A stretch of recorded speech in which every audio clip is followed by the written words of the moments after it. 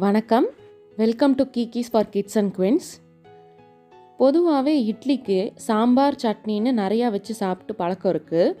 ஆனால் நானின்றி நீ இல்லை, நீ இன்றி நான் இல்லைங்கிற மாதிரி இட்லி பொடி இல்லைன்னா நம்மளுக்கெல்லாம் சாப்பிட்ட ஃபீலிங்கே இருக்காதுங்க.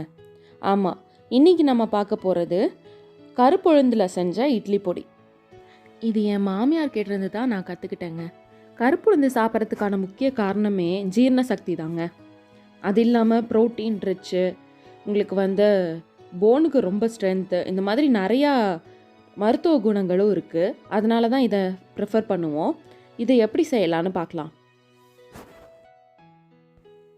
இப்போது இட்லி பொடி செய்யறதுக்கு தேவையான பொருட்கள்: கருப்புழுந்து 1 கப்பு, 200 கிராம், கருவேப்பிலை 2 கொத்து, வரமிளகாய் 10 இல்லை 12 எடுத்துக்கோங்க, 50 கிராம் கடலைப்பருப்பு, சின்ன பீஸு கட்டி பெருங்காயம், இந்த அளவுக்கு இருந்தால் போதும், ஒரு 5 கிராம் இருந்தால் போதும்.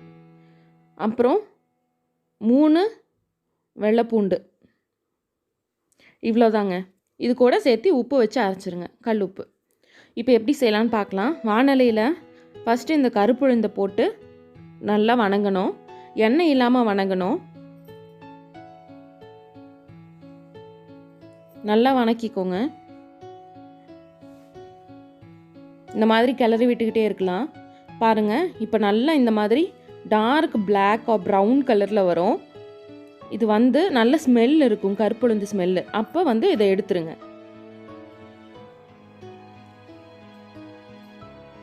கம்ப்ளீட்டாக எடுத்து வச்சிடலாம். அதுக்கப்புறம் கடலைப்பருப்பை போட்டு அதே மாதிரி வணக்கலாம். ரொம்ப நேரம் வணக்கணும்னு அவசியம் இல்லை. கலர் சேஞ்ச் ஆனோன்னு நம்ம எடுத்துக்கலாம்.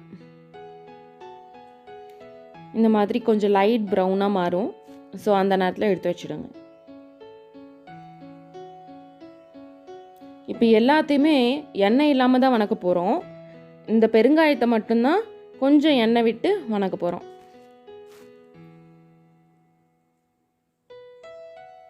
அடுத்து வரமிளகாய். நான் 12 போட்டிருக்கேன். உங்களுக்கு காரத்துக்கு ஏற்ப நீங்கள் வரமிளகாய் ஆட் பண்ணிக்கலாம். நல்லா வணக்கி பாருங்கள், நல்லா அந்த மிளகா உப்பி வரும். அந்த டைமில் எடுத்துடலாம். இதெல்லாம் எடுத்து ஒரு பெரிய தட்டு மாதிரி இதில் போட்டு வச்சுடுங்க. அப்போ தான் ஆறும். எடுத்துடலாம்.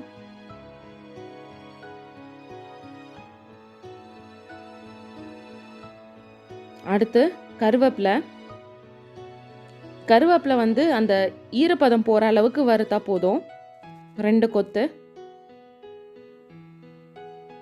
இது கூட அந்த 3 பல்லு பூண்டையும் போட்டுறேன்.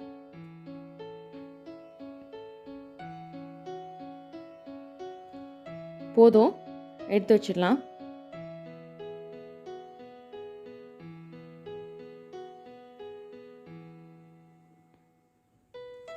இது எடுத்துட்டு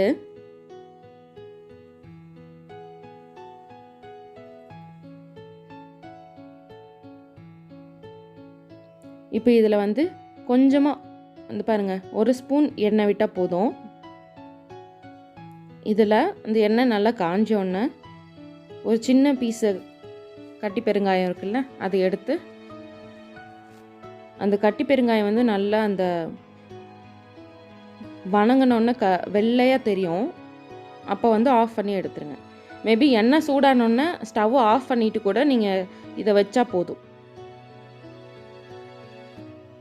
இந்த மாதிரி கலர் சேஞ்ச் ஆகும் அண்ட் நல்லா உப்பி வரும் கட்டி பெருங்காயம். அவ்வளோதான். இப்போ இதெல்லாமே ஒரு தட்டில் போட்டு ஆற வச்சிடலாம். இந்த மாதிரி நல்லா ஆறிடுச்சு. இப்போ இது எல்லாத்தையுமே மிக்ஸி ஜாரில் போட்டு அரைக்க போகிறோம்.